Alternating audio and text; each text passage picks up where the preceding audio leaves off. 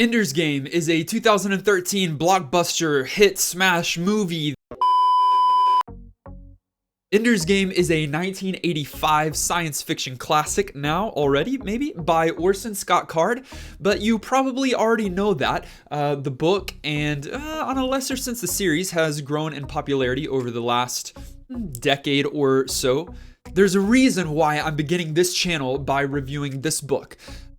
It's probably been reviewed tens of thousands of times. It doesn't need anyone else to talk about it or review it, especially from someone like me, but Ender's Game is my favorite book of all time. It's not the best book of all time. It's my favorite, though. Ender's Game introduced me to the world of literature at a young age, and introduced me to the world of reading, opened my eyes and my mind to sci-fi and fantasy and young adult literature and all of these things. I'm gonna put this book down now. Ender's Game really was the sole cause of why today I love reading and books so much. It's actually where I got the name of this channel, Dragon Army. It's from Ender's Game. It's very a key part to the story in Ender's Game. For the 2.5 of you that don't know what Ender's Game is all about, it is a story about these genius children that are really being bred in the world so that they can be trained and fight in an upcoming invasion to try to defend Earth from this attack of an alien species that they've already been attacked by before. The aliens are referred to as the buggers because they look like bugs. Very creative. And these kids are geniuses. Our protagonist, our main character, is Andrew Wiggin. He's called Ender by his family and friends. And he is a genius among geniuses. And he goes to battle school up in space and is trained there. He's a part of an army, which is kind of like a class or a team of other brilliant kids, and they receive formal classroom training, but they also compete against one another in the battle room. The battle room is a really cool set piece for any sci-fi fantasy kind of literature, but especially for a kid. When I was reading this and I was younger, to hear about this game being played in a space station, one team against another where there could be a winner, it was awesome. Far better than Quidditch. Actually makes much more sense than Quidditch. It's a game that could actually be played in 0G. And while Ender's at battle school, you've got these other scenes of Ender's siblings back at home, Earthside. Peter and Valentine Wiggin. I just love Valentine.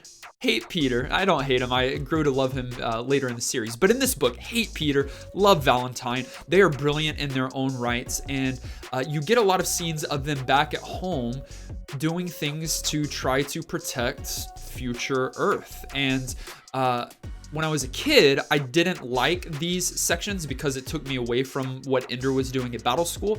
But as I've grown up and continued to read and reread this book throughout the years, I've grown to really, really enjoy those scenes back on planet Earth.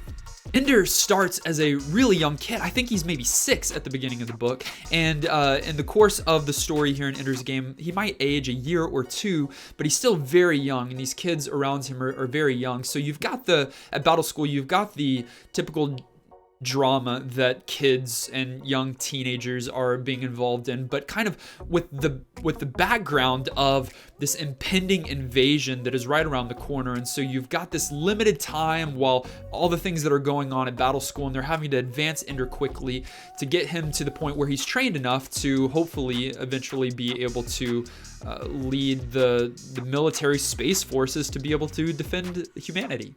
It was the first book that I read that had major surprises, twists, turns that I wasn't expecting. I thankfully didn't have it ruined by social media at the time, if it was even a thing when I was first reading this, or by any friends or anything like that. I was able to genuinely walk into the surprises that are in this book on my own, and it was the greatest feeling. What I love most in Ender's Game are the characters. You've got Ender, of course, which is just this, the majority of the book takes place in his head, and so you really get to become familiar with our main character. But the supporting cast of characters are just as intriguing, if not more, so much so that one of the characters that you don't find really, I think maybe halfway through the book, his name's Bean, he had his own branching series as Ender's Game continued one route. Ender's Shadow was a corresponding book, Bean's story, that went at the same time as Ender's Game, and then it has its own branch from in the Ender Saga. And so you've got Ender, you've got Bean, you've got Valentine and Peter. Even there at Battle School, you've got Dink Meeker, which is my wife's favorite character. You've got Eli and Petra. Oh, Petra. So all of these characters that you don't get the fullness of who they are in this book, that's in the later books in the series, but you do get introduced to them and to their characterizations and their friendships and developing relationships with one another and with Ender. And it's an incredible friend group to be a part of. Finally, Ender's Game has so many leadership lessons to be learned, and none of it's forcing it down your throat. It's just all learned through narrative, but so much so that I think even some of the Marines use this as like a textbook or a reading guide to kind of show how to work together, how to advance quickly, how to do some of those things. I know that as a young man, as a kid, I was learning so much just by kind of watching Ender. Things to do, things not to do. Colonel Graff is one of his leaders, adult leaders during the story, and even watching him and the decisions that he was making and the way that he was leading kind of taught me, subconsciously at least, how to lead even from an early age. I love Ender's Game. I love its characters. I love its stories. I love its legacy. I know it's not a perfect book. I know that the author is not a perfect person. And I know that the movie is not a thing. In fact, it doesn't even exist. But it is the book that blossomed and created my love for reading, and it's because of that Ender's Game will always be my favorite. I'll read better books. I've read better books, dozens of books that are better in many ways than Ender's Game. But there are so many things about Ender's Game that captured my heart when I was younger, still holds my heart today. Ender's Game is a great book. I love it. What are your thoughts? Share it in the comments. Do you like Ender's Game? Do you hate Ender's Game? Have you read Ender's Game? Most likely you've read Ender's Game. Have you seen the movie? I need to stop with the whole movie thing.